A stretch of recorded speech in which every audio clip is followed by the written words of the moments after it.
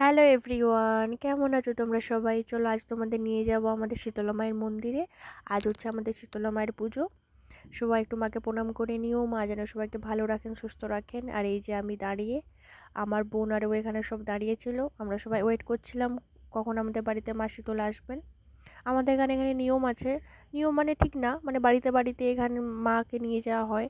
মায়ের মূর্তি তো নিয়ে যাওয়া সম্ভব না, ওই জন্য মায়ের মুটুক নিয়ে যাওয়া হয় বাড়িতে বাড়িতে। আর পার্শ্ববর্তী যে গ্রামগুলো আছে সেখানেও নিয়ে যাওয়া হয়। এখন সকাল 10টা 11টা বাজে, সেই আস্তে আস্তে রাত 12টা 1টা বেজে যায়।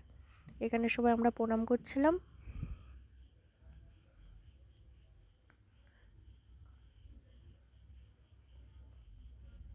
এরপরে এই দেখো,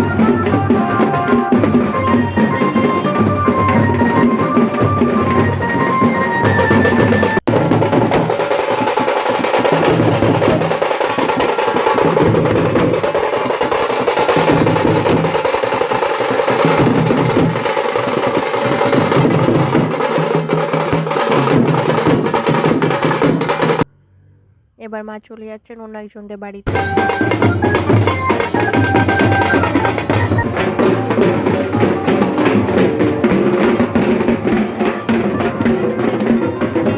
চলো এবার সবাইকে টাটা।